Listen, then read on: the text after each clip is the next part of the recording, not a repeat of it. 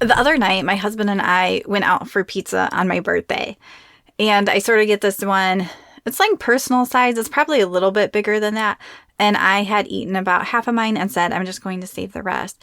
And my husband said something like, yeah, you'll probably be more excited to eat the rest of this tomorrow than to stuff yourself and then feel full tonight. Because there have been occasions when we have gone out to eat and right, I'm eating and I don't feel full yet. And then I eat more than I should. And then I feel really full and not great the rest of the night. And so I like how he just put it into really good words. So when we're thinking about like, should we keep eating this? The simple thing, are you going to feel better like eating it all tonight? Or will you feel better if you save some and eat it tomorrow, right? Especially if it's something that's more indulgent or something you don't have that often. If I save the rest of it for tomorrow and then it's my lunch or my dinner, I'm probably going to feel better and more excited that I sort of get to eat that thing again. Because so often when food tastes good, we just keep eating because it's there and it tastes good in the moment. And they have engineered food to make us want food more. They typically use fat, salt, and sugar to do that. So instead we can pause and we can think, am I actually still hungry? Would I enjoy this later? How am I going to feel after this meal? And so today I'm just going to be talking about this, how to know when to stop eating and why sometimes it can be harder than we think and how we can start to feel more in control around food without obsessing about this. And honestly, this is a big part of what I help women do when I do coaching with them. So sometimes it's very practical tips, but we also focus on more than just the eating, but learning how to slow down, how to process our emotions, understanding our habits, how we can build healthier habits and patterns for ourselves that really feel sustainable. Because a lot of women actually know things that they should be doing, but they struggle with those day-to-day decisions and habits around food. So if that's you, just remember you can always set up a free health coaching call with me and we'll just get to know each other. You can share your goals and your struggles with me and we can sort of talk through what that support might look like for you and how to help you get to those goals that you have for yourself. So if that's you, check the description where you'll find links to set up the free coaching call. There's also links to find out more about the different services that I offer. And I offer a 10% discount to military, police, teachers, nurses, sort of those frontline people. So just mention that on the call so I can share that discount code with you. Hi friends, and welcome to the Healthy Beyond 40 show. I'm Michele, mama 4 and military wife. And I'm passionate about helping women get healthy from the inside out so they can feel better and live their best life. Do you feel like you're struggling to lose weight and get in shape? If you're ready to develop healthier habits, exercise consistently, and lose weight sustainably, then you're in the right place. I combine my expertise from my doctorate in physical therapy to my experience as a health coach, personal trainer, and yoga teacher to bring you actionable steps for a healthy lifestyle. No magic pill here, so lace up those shoes and get moving. So for a little background, first I want to talk about why we overeat.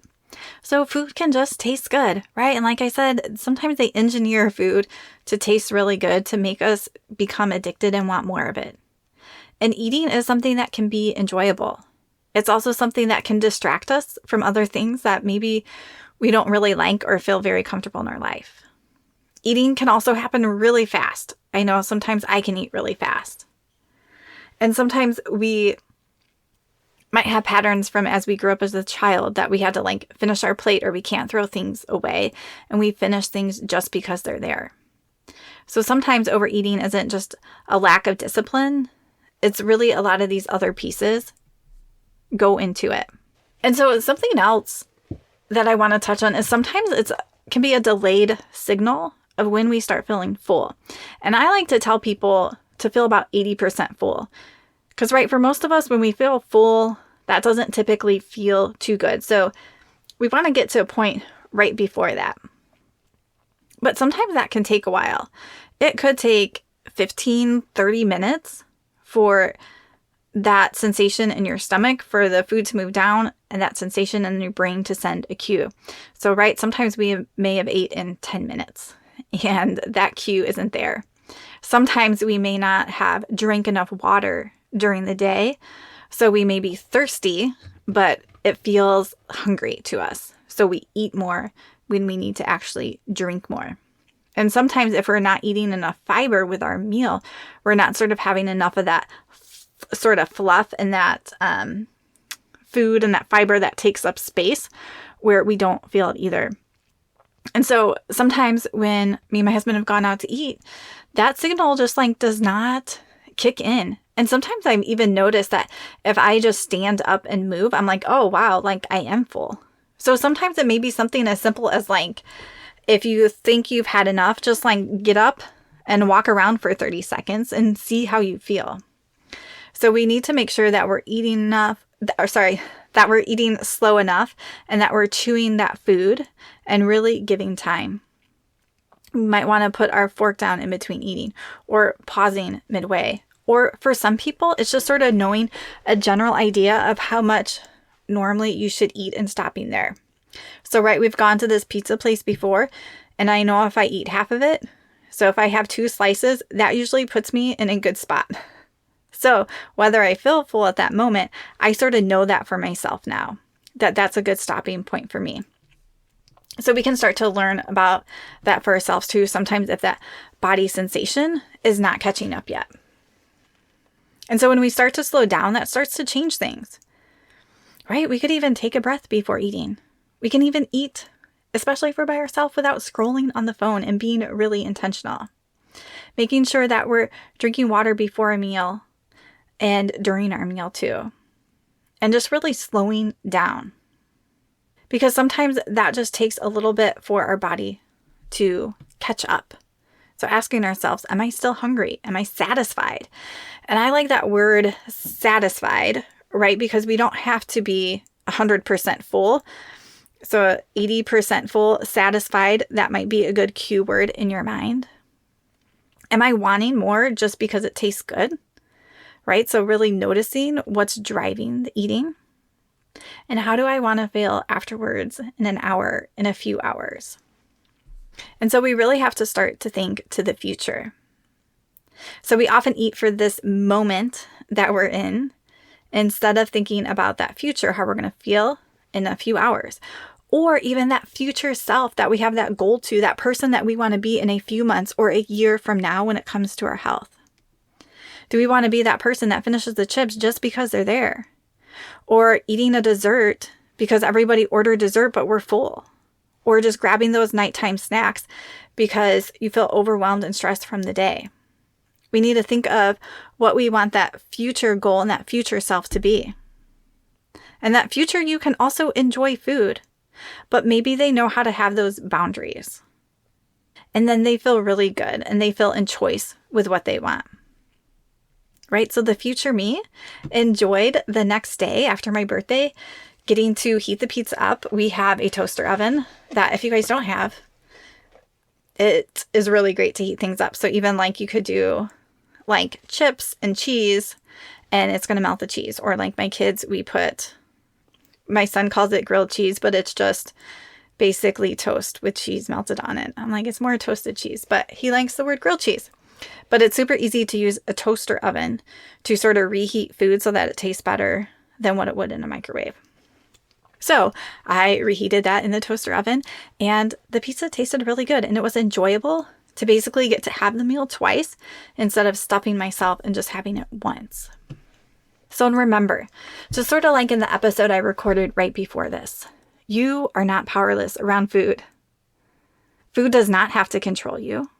You can change your habits and you can create awareness and make different choices. Again, the goal is not perfection. Things are not always going to go perfectly, but just because we do something that we didn't want, we can change it for the next time. So it's learning to pause. It's learning to be intentional. And it's knowing that you are in control, right? There might be things that we have to work through to get to there, but you are in control of what you put into your body. So you may not be able to control the craving or that impulse you have, right? That stuff will just automatically happen. But you have the power to make new patterns, to make new habits, to work through those things that have been holding you back. So I want you to think of those moments when you tend to overeat. Maybe it's you're eating fast because you're busy. Maybe it's when you sit down at the end of the night. Maybe it's when you go to restaurants or on vacations, or stress eating or rewarding yourself. So notice where you are disconnecting from your body and what your body really needs, and when you're disconnecting from those goals that you have from yourself. And sometimes a lot of the first part is really just developing this awareness, because sometimes we don't connect what is going on underneath. A couple of weeks ago when I was talking to one of my clients, she was just sharing with me this one thing with eating that she was getting stuck on. And she's like, I don't know why I did that. And I asked a few questions, and lo and behold, there was a pretty good reason there emotionally that she was doing that. But sometimes it's like our brain can sort of just like push things down or not think about them. But when we were able to bring that up and work through that, then she's able to have freedom in it. So sometimes there's just something a little deeper that we need to work on, and we need to just bring that awareness so we can know what's really going on and not just go on autopilot and be like, I don't know why I'm doing this. So I encourage you to slow down your eating, whatever that may look like. Putting your fork down, chewing longer, maybe just talking with someone. Prioritize that protein and that fiber. Those are going to help you to feel fuller. Maybe pause halfway through your meal. Make sure that you're hydrated. And really start to check in on fullness. And if you don't have awareness of that body cue, sort of start to know what's a good amount for you to eat. And you can start there too. So remember, you don't have to feel out of control around food. And the goal is not being super restrictive or being perfect. It's about having awareness, being intentional with your choices, and being able to trust yourself. So every time you pause and you make a more intentional choice, you're building a new pattern and you're starting to trust yourself more. And if you feel like you know some of these things, but you still struggle with actually figuring out how to apply them consistently to your life, that's exactly where coaching can help. And I find that each person is so different on what they need and sort of what the solution is for them. And this is why a lot of times diets and general plans don't work, because they don't take into account our habits, our lives, our thoughts, our patterns, our emotions. So I encourage you, if that's you, set up a free health coaching call with me. We'll go over your goals, your struggles, where you're at, and see if we can come up with a plan that actually works for your life and your goals so that you can help be consistent. This is a no pressure call. So it's just a laid back call where we get to sort of know each other and figure out that next step for you. So in the description, there will be a link where you guys can sign up for that. All right, friends, I encourage you to keep on moving and just keep taking that one step forward in your health.